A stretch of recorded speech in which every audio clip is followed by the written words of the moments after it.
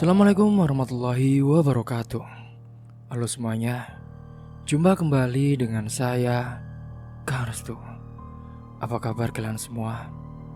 Semoga kalian selalu sehat, baik, dan tentunya dimudahkan segala urusannya oleh Tuhan Yang Maha Esa.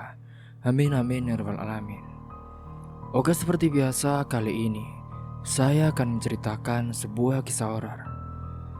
Cerita kali ini berjudul Suamiku Kau Bantai dan Anakku Kau Nikmati. Kisah ini menceritakan sebuah dendam dari seorang ibu. Oke, sebelum masuk ke ceritanya, bagi kalian yang baru bergabung, jika kalian belum subscribe, jangan lupa klik tombol subscribe-nya. Klik juga lonceng notifikasinya serta like video ini agar kalian semua tidak ketinggalan cerita-cerita menarik dan terbaru, tentunya dari channel kami. Oke, terima kasih. Dan langsung saja tanpa berlama-lama lagi, bagaimana kisahnya? Ini dia ceritanya. Deru mesin truk tronton meraung memecah keheningan malam, menggetarkan setiap jengkal tanah desa yang biasanya sunyi. Dalam sekejap saat itu suasana berubah kacau. Dari segala sudut desa, para serdadu bermunculan, mengepung tanpa ampun Martojo dengan suara paro dan penuh ketakutan. Ia berteriak sekuat tenaga. Bukan saya, Pak. Saya bukan bagian dari mereka. Namun serdadu-serdadu berbadan tegap itu tidak peduli. Mereka tetap mendekat mengacungkan senapan ke arahnya. Semua nama sudah tercatat. Ayo, ikut kami, tegas seorang serdadu sambil meraih tangan Martojo. Ia melawan sekuat tenaga, tetapi tubuhnya dengan cepat diikat kasar, lalu diseret menuju truk tronton yang menunggu dengan ruangan mesinnya yang menyeramkan. Martojo terjatuh, tubuhnya menghantam tanah dengan keras. Satu tentara menendangnya tanpa belas kasihan. Sementara istrinya Suwarni hanya bisa menjerit dalam hati, menahan tangis yang mendesak di kerongkongan. Ia tahu, ini bukan sekedar penangkapan, ini adalah pembantaian.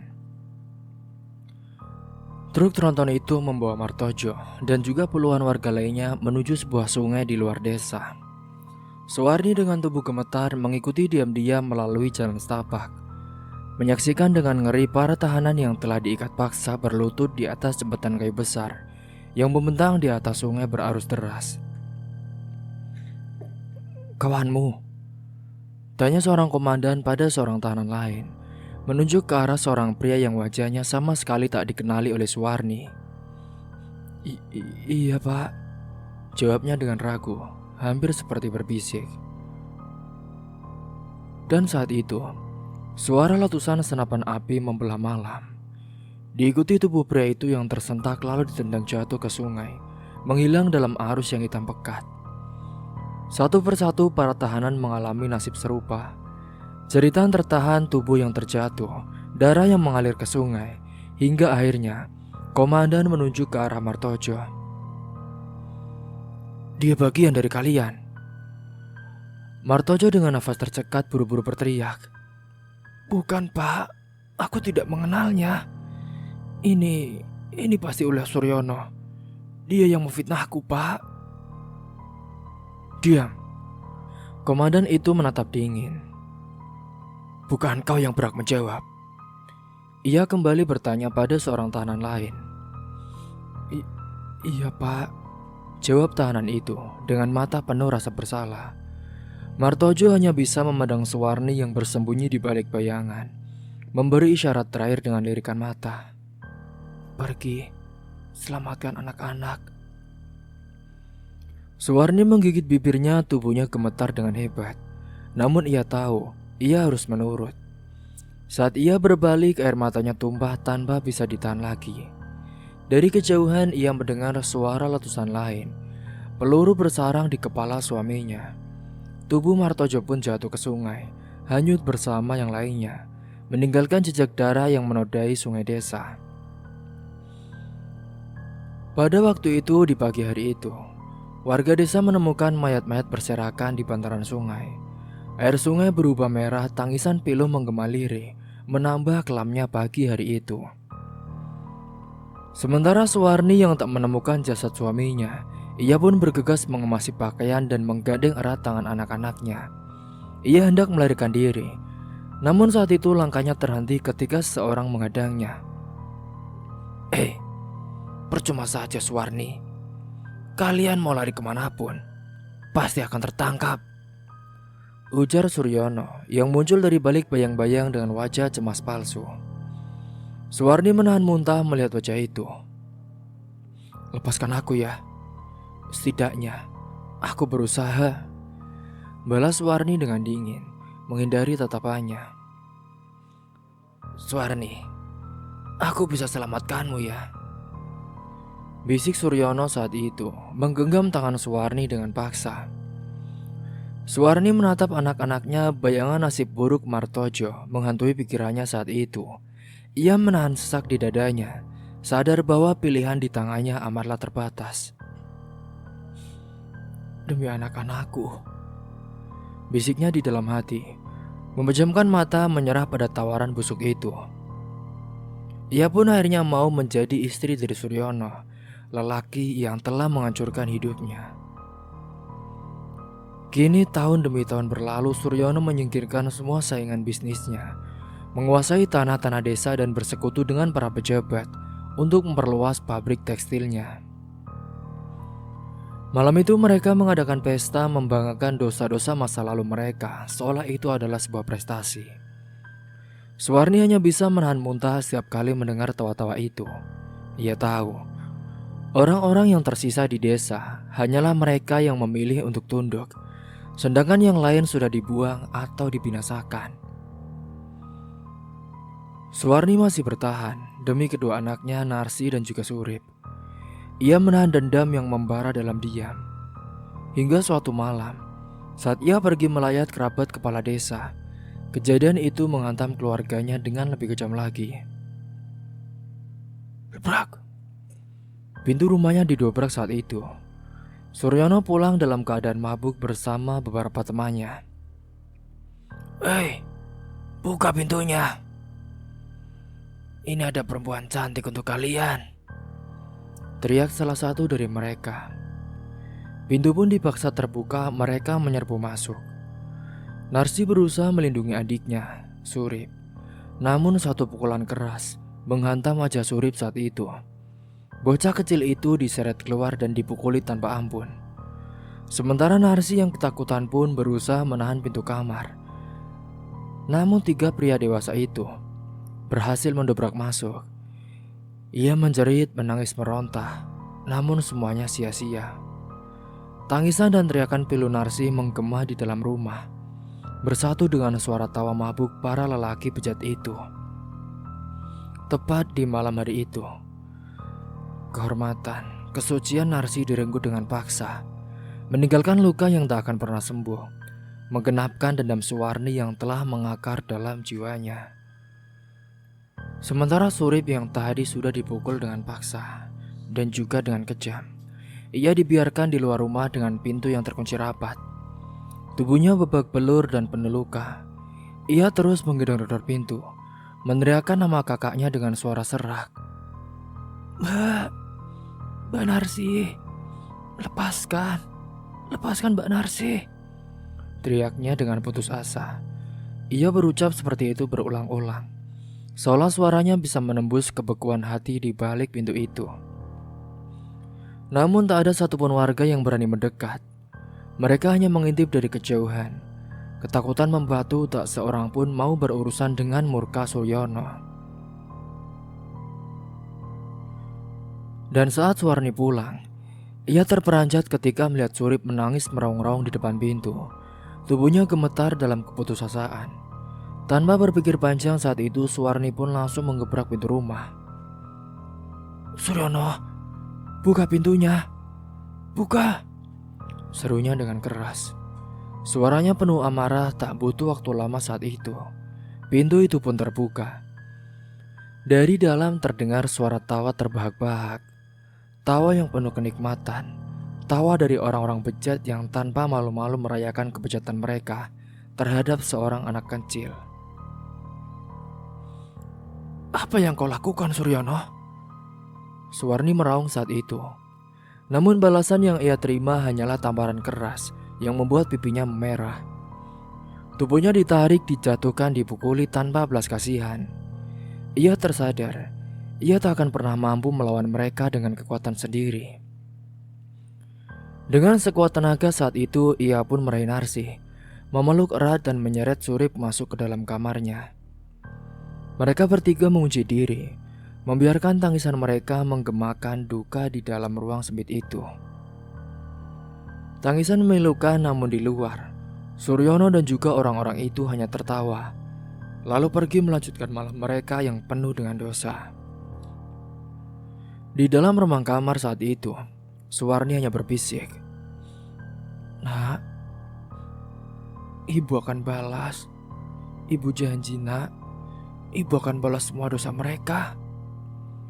Suwarni meraih sebuah surat lusuh yang selama ini ia simpan. Itu adalah alamat yang mereka di Ngawi. Dengan terburu-buru, ia pun mengepak barang-barang seadanya. Ia menyerahkan sedikit uang dan makanan kepada Surip dan juga Narsih, lalu mengantar mereka ke terminal. "Pergilah, nak, tinggallah bersama Eyang. Ibu akan menyusul nanti. Ibu harus tetap di sini dulu, nak." "Ya," ucapnya dengan air mata yang mengalir deras.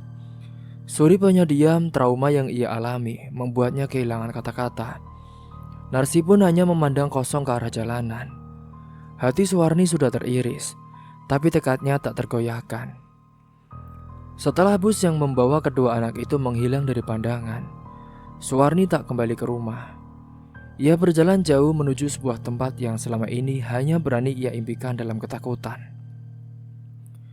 yaitu sebuah rumah tua yang berdiri di tengah hutan.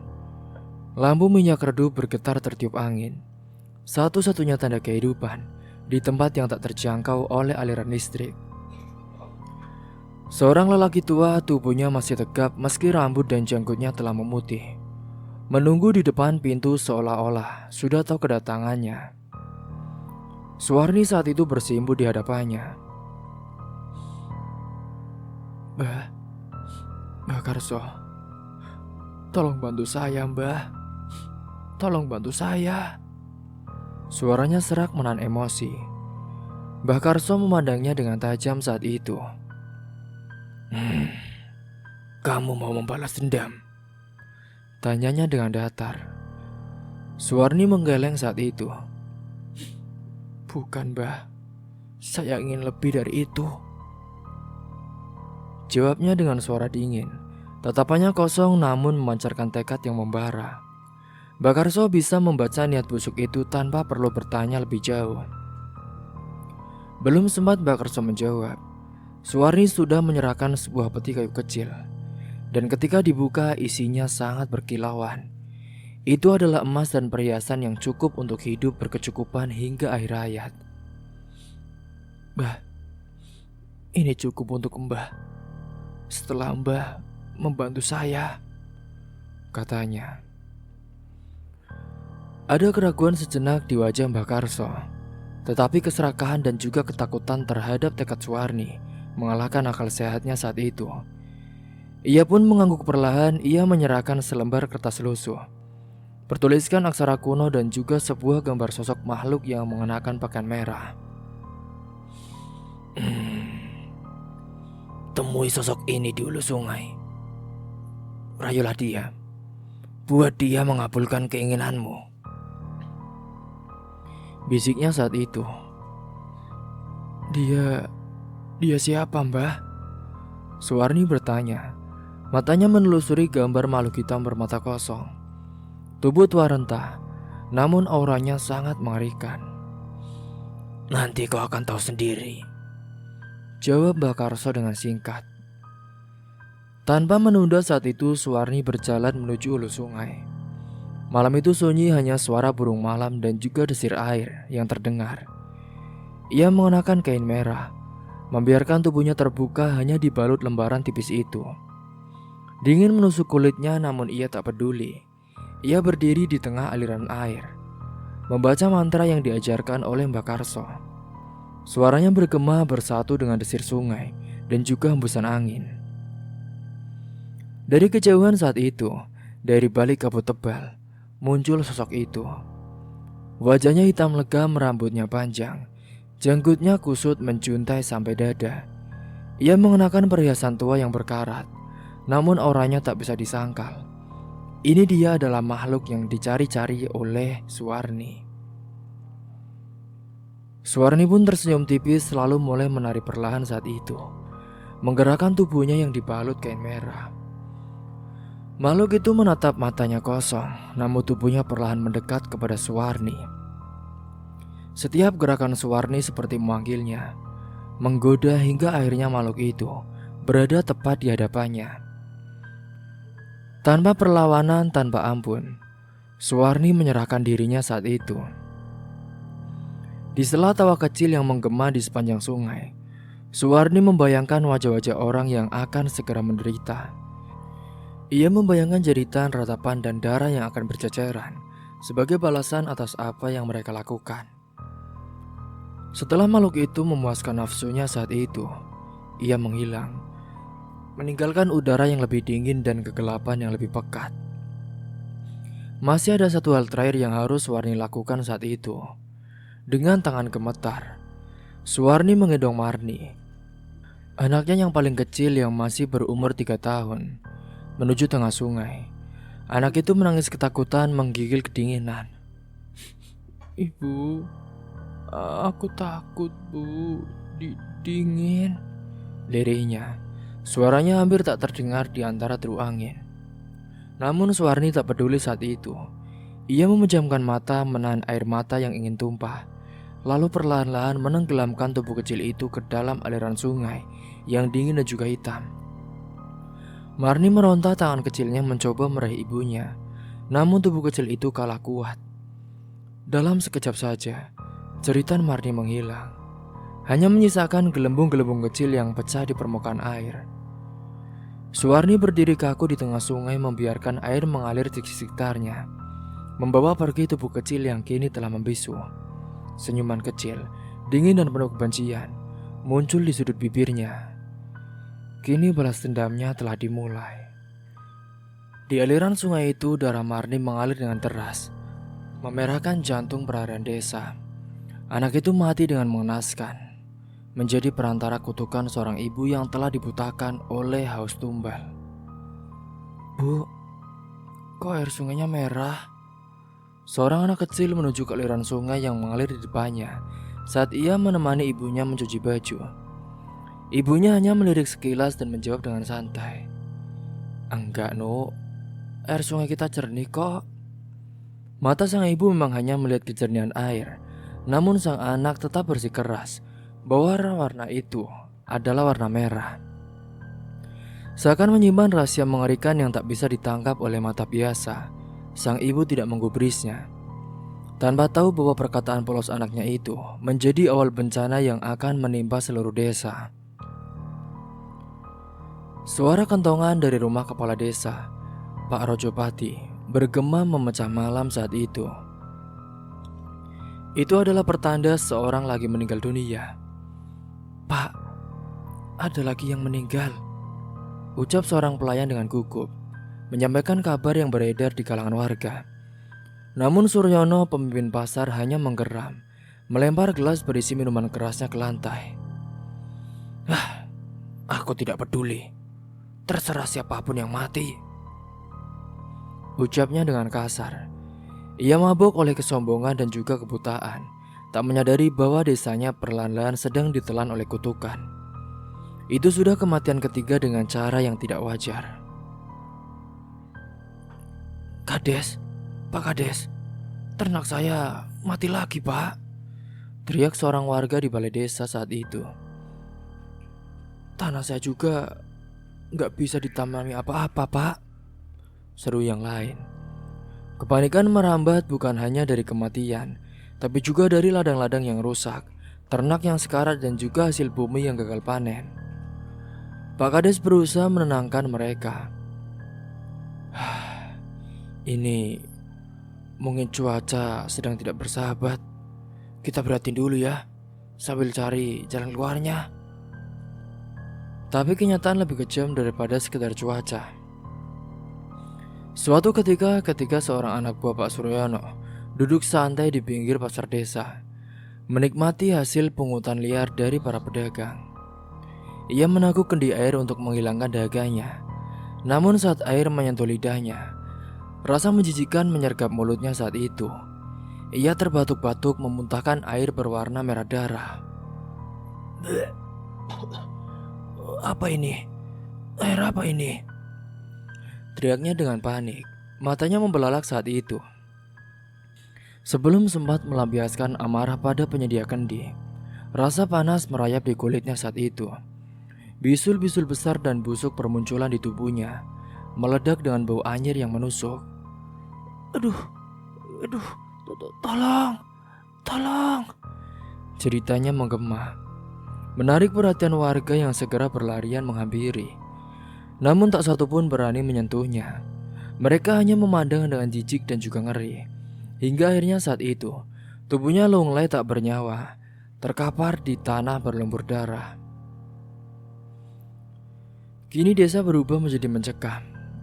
Banyak yang mengaku melihat sosok perempuan tua berwajah pucat mengenakan kebaya hitam lusuh, berjalan di tepi sungai menyusuri batasan antara dunia nyata dan juga dunia arwah. Malam itu Suryono yang kelelahan, ia pun memilih mandi untuk menyegarkan diri. Sejak melangkah ke kamar mandi, hawa aneh mulai menyelimuti. Namun kesombongan membuatnya tak peduli. Di tengah guyuran air tiba-tiba terdengar suara gumaman tembang Jawa, samar dan juga menghantui. Siapa itu? Teriak Suryono, memandang sekeliling dengan ketakutan yang tak ingin ia akui. Tak ada jawaban saat itu, hanya gumaman lirih. Kadang terdengar dekat, kadang menjauh, menari-nari di antara suara air. Suryono mengabaikan membungkuk mengambil air dengan gayung. Di sana, di permukaan air pantulan wajah Suwarni muncul, membusuk menyeringai ke arahnya. Ia pun sontak menoleh ke segala arah, tapi tak ada siapa-siapa. Tembang itu semakin jelas. Bau busuk seperti bangkai membanjiri kamar mandi, bersamaan dengan air yang berubah menjadi merah darah. Apa-apaan ini? Ini bau busuk apa ini? Kenapa kok baunya busuk sekali? Suryono berteriak, menggigil namun tak bisa bergerak cepat.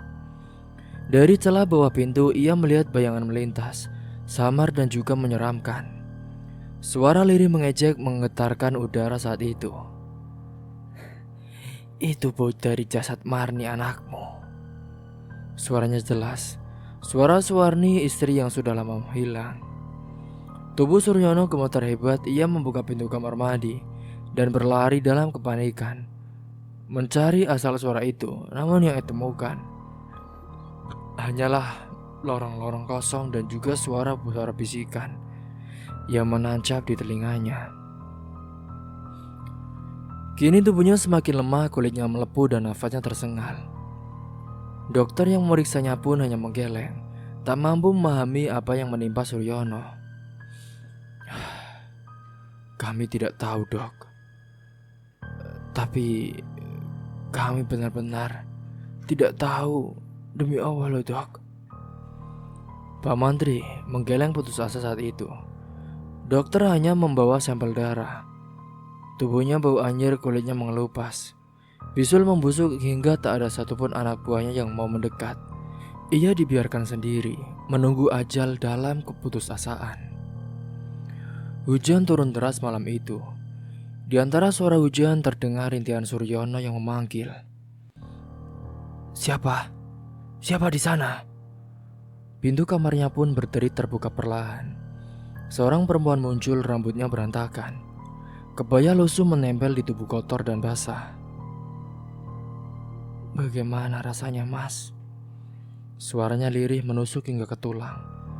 Suryono mengenali sosok itu. Suwarni, kamu?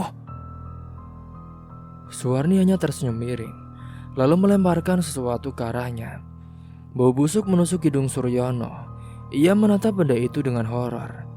itu adalah kepala ayah dari Suwarni atau mantan suaminya, Martojo, yang terpisah dari tubuhnya. Membusuk dengan mata kosong menatapnya. Kenapa? Kenapa kau lakukan ini, Suwarni? Kenapa? Aku kan sudah begitu baik kepadamu. Ratap Suryono. Baik. Kau bilang baik. Suwarni tertawa ketir. Bagaimana kalau kita hitung semua dosa-dosamu? Kau lupa ya mas, apa yang kau lakukan pada Martojo? Kau bilang kau ingin melindungi kami. Dusta. Air mata Suwarni jatuh, bercampur dengan amarah. Aku melihatmu dengan mataku sendiri. Aku melihat kau di sana, bersama tentara-tentara itu. Kau tertawa, mas. Kau tertawa saat mereka membunuh Martojo. Suryono menggeleng dengan putus asa. Tidak, Suwarni. Aku berlari. Aku mencoba menyelamatkan jasadnya. Namun Suwarni hanya menatapnya dingin. Malam itu aku bersumpah, mas. Aku bersumpah untuk membalaskan semuanya, meski harus menjerat seluruh desa ini ke dalam kutukan darah. Ia mulai menangis. Penyesalan merayapi dirinya saat itu, menghantam seperti gelombang yang tak henti-hentinya mengempas pantai. Warni, ampuni aku. Ampun, ucap Suryono dengan suara parau, seolah tenggorokannya dicekik oleh rasa bersalah yang terlalu dalam. Sosok perempuan yang pernah ia nodai itu berdiri di ambang pintu saat itu, memandangnya dengan mata kosong yang tak lagi menyimpan belas kasih. Dulu ia mengenalnya sebagai istri.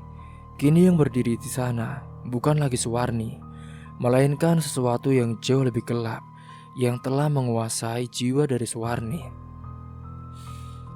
Kamu dan semua warga desa yang bersekutu denganmu akan merasakan semuanya, mas. Kalian akan mendapat balasan atas dosa-dosa yang kalian perbuat,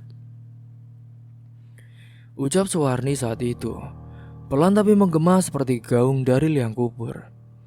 Tiba-tiba saat itu bayang-bayang hitam menjalar di langit-langit kamar. Suryono pun menggerang, tubuhnya gemetar. Ampun Warni. Ampun. Aku janji, aku akan lakukan apa saja. Ampun.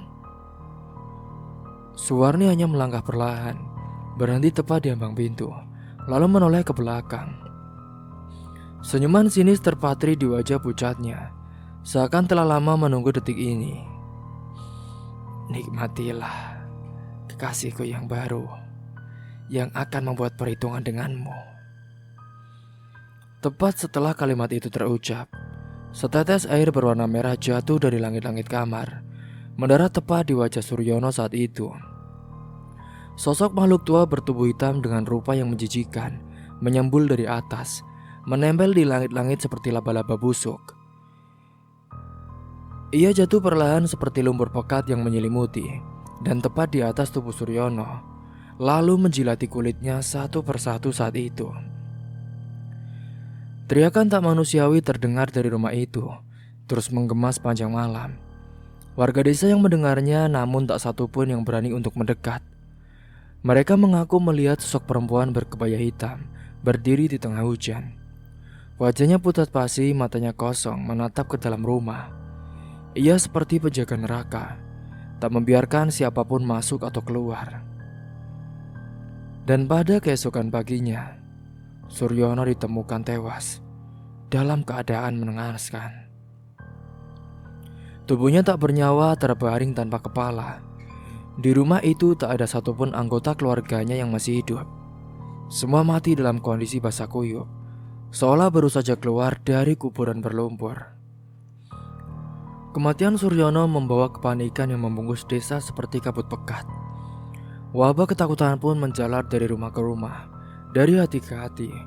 Nama Suwarni kembali dibisikkan dengan ngeri.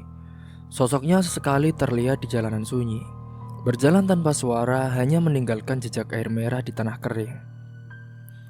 Mereka yang mengaku melihat Suwarni, tak lama kemudian ditemukan meninggal secara mengenaskan. Lebih dari 2 tahun berlalu, Kini singkatnya, desa itu yang dahulu dikenal karena pabrik sederhananya dan juga pertumbuhan ekonomi yang menjanjikan, kini menjadi desa mati, sunyi, penuh penderitaan. Warga yang tersisa hanya bertahan dengan bahan pangan dari desa tetangga. Mereka bercocok tanam, berternak, namun semua sia-sia. Tak ada yang berhasil, tanah seakan menolak kehidupan. Segala benih yang ditanam membusuk sebelum tumbuh. Dan tepat suatu hari, beberapa orang asing tampak mendatangi desa itu. Samar-samar warga mengenali wajah-wajah yang datang dengan cemas. Itu ada Narsi dan juga Surip. Pak Kades pun mendekat dengan berbisik. Itu mereka. Mereka datang kembali. Eyang Warto pun ikut mendekat, menatap wajah-wajah asing yang sesungguhnya tak asing lagi. Ibu, gumamnya dengan lirih. Mereka pun berjalan menuju rumah kepala desa untuk berbincang. Tak ada yang bisa menyembunyikan keterkejutan saat mendengar cerita dari warga. Suwarni, nama itu kembali bergema di ruang sempit itu seperti mantra terhalang. Ibu, apa yang sebenarnya ibu lakukan? Suara Narsi bergetar saat itu. Bibirnya kaku seperti beku oleh angin kematian. Surip masih mencoba menyangkal, namun tubuhnya melemah saat melihat rumah Suryono. Rumah masa kecil mereka, kini berdiri seperti bangkai, membusuk namun tetap utuh. Tak ada yang berani masuk, bahkan mendekat pun tidak ada. Pak Kades saat itu hanya mengelus pundak Narsi. Duk, luka itu memang tidak akan pernah sembuh. Tapi waktu akan mengikisnya sedikit demi sedikit. Dan saat Narsi pergi ke kamar mandi, ia memandangi pancuran. Air yang keluar saat itu berwarna merah, pekat seperti darah. Pak, sejak kapan Pak air desa ini jadi begini Pak? Tanyanya dengan pelan. Pak Kades menatap air itu dengan mata membelalak. Dulu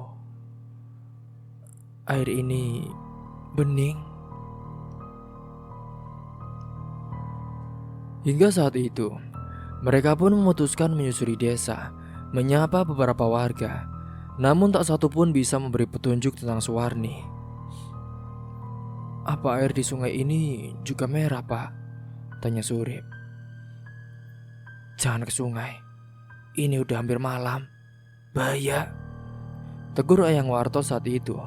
Namun Narsi bersikeras ia merasa ada sesuatu yang menuntunnya ke sana. Mungkin harapan terakhir atau justru pintu neraka. Dan saat ke sana sungai itu terlihat biasa saja di mata Eyang Warto. Tapi di mata Narsi dan Surip ada sesuatu yang tidak bisa dijelaskan.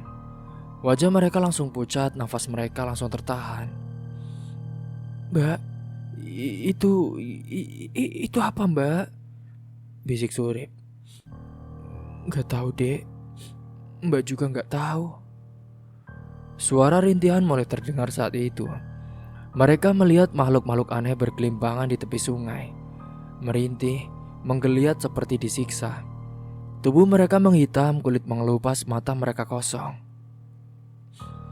Mereka bukan manusia, Mbak. Tapi kok kita kenal wajah-wajah itu ya? Bisik Narsi. Warga desa yang katanya sudah meninggal. Sosok-sosok itu kini penghuni pinggiran sungai yang mengalirkan air merah darah. Sebuah pemandangan mengerikan yang tak mungkin dilupakan. Ketakutan itu tidak datang dari suara, tapi dari kesunyian yang ditinggalkan setelahnya. Namun saat itulah Narsi tersadar. Orang-orang yang tergeletak merintih itu adalah mereka yang pernah menyakiti dirinya dan juga ibunya. Wajah-wajah rusak itu perlahan menjadi jelas. Teriakan mereka tidak sekedar kesakitan, tapi seperti permohonan ampunan yang tak digubris semesta. Suara air yang mengalir berubah menjadi bisikan dendam. Hawa di sekitar mereka mengental. Langkah kaki terasa berat, ada yang menyeret. Bukan dari luar, tapi dari dalam hati mereka sendiri.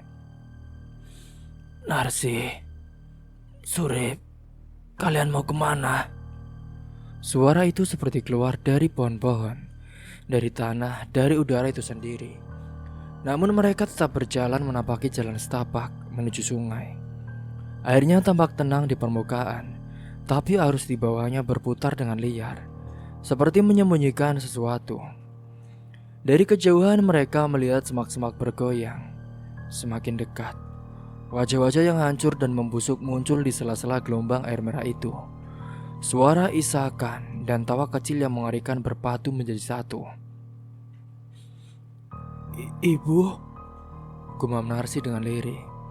Matanya terpaku pada satu sosok yang menyatu dengan airan sungai. Tubuhnya menyebar, tidak lagi utuh namun auranya masih sangat terasa. Suara lembutnya yang dulu hangat kini berubah menjadi dingin, memanggil perlahan tapi menyayat. Surip hanya menatap dengan nafas tertahan. Ibu, sudah ya bu, jangan dendam lagi bu. Narsi juga sudah memaafkan mereka. Ibu tidak perlu menyimpan dendam. Kami akan berusaha bahagia bu. Surip tahu ibu orang baik. Surip ingin ingat ibu sebagai orang baik bu. Air mata mereka terjatuh, membaur bersama hujan yang mulai mengguyur dengan tipis. Ucapan itu seolah menjadi mantra. Aliran sungai mulai melambat, suara rintihan berangsur hilang, dan kabut yang menyelimuti mereka perlahan juga menghilang. Tapi tak ada jawaban dari ibunya, tak ada anggukan, hanya keheningan panjang. Lalu bayangan di sungai itu perlahan menghilang, larut bersama arus air yang kembali dengan jernih. Eyang Warto berdiri di belakang mereka, memandang lekat ke arah air. Eling, Gusti iku mau pengampun, bisiknya dengan pelan sebelum mengajak mereka pergi. Malam itu juga mereka pulang, membawa luka, membawa tanda tanya, membawa doa yang tak selesai. Sepanjang perjalanan Narsi hanya melamun, tatapan kosongnya seolah menembus pepohonan dan bayang-bayang di masa lalu. Surip hanya menatap kakaknya dengan sedih. Mereka kecewa, tak sempat memeluk sang ibu untuk terakhir kali, tak sempat mengatakan semuanya dengan utuh. Namun keesokan harinya, desa itu pun perlahan berubah. Hujan yang dulu hanya membawa petaka kini menyuburkan tanah. Bau kematian menghilang, padi mulai tumbuh kembali. Wabah tak lagi datang. Pabrik yang lama terpenggalai pun mulai terdengar kembali suara mesin. Tak ada yang tahu pasti apa yang telah terjadi. Tapi satu hal yang mereka percaya, kini sosok Suwarni telah pergi, bersama dendam, bersama luka, bersama kesedihannya yang tak terucap. Namun misteri tak benar-benar pergi saat itu. Hingga singkatnya pada sore hari itu, tepat di tepi sungai seorang duduk. Ia termenung memandang air yang mengalir perlahan. Airnya bening tapi di matanya ada sesuatu yang lain. Ada kenangan, ada keteriakan, ada darah yang tak terlihat oleh mata biasa. Perlahan dari kejauhan saat itu ia melihat arus membawa sesuatu. Sebuah benda. Tubuh yang perlahan mengambang, terbawa pelan oleh arus. Ia berdiri tergagap menatap dengan wajah membeku itu. Itu adalah tubuh manusia. Matanya membelalak, rambut panjang yang kusut, kebaya robek, tangan pucat tergenggam. Itu adalah Suwarni. Tubuh itu hanyut perlahan melewati batu-batu besar, meninggalkan kesunyian yang menjerit. Namun sebelum tubuh itu benar-benar hilang dari pandangan, sebuah firasat buruk mulai menggerayangi. Seseorang atau sesuatu pun sedang mengawasi saat itu. Ia perlahan menoleh ke belakang, dan tepat di seberang sungai berdiri sosok mengerikan. Tubuhnya hitam legam, besar, berkulit melepuh seperti terbakar. Matanya merah menyala seperti bara api. Nafasnya berat. Sosok itu hanya diam, tapi matanya berbicara, menuntut, menyalahkan. Sosok itu bukan manusia, tetapi ia menatap penuh amarah pada orang yang menyaksikannya. Sebuah tatapan yang menuntut balasan untuk dosa-dosa di masa lalu, untuk perjanjian darah yang dulu dibuat, demi dendam yang tak pernah padam. Makhluk itu adalah bayangan dari seorang dukun yang telah menyeret banyak jiwa ke dalam jurang kegelapan. Ia menunggu, ia lapar. Dan setelah semuanya telah hilang, dendam Suwarni telah terbalaskan. Kini, Narsi dan Surip, mereka hidup saling menguatkan untuk menatap kehidupan yang lebih baik ke depannya. Cerita pun selesai. Semoga dari kisah ini kalian semua bisa mengambil hikmah dan pelajaran. Tentunya terima kasih juga buat teman-teman yang sudah mendengarkan cerita ini sampai habis. Semoga kalian sehat selalu, panjang umur, bahagia selalu, dan sukses selalu. Dan buat teman-teman yang baru bergabung, saya mengingatkan kembali, jangan lupa klik tombol subscribe dan klik loncengnya, agar kalian tidak ketinggalan cerita terbaru dari kami. Saya mohon maaf jika ada kesalahan kata ataupun ucapan yang kurang berkenan. Akhir kata, wassalamualaikum warahmatullahi wabarakatuh.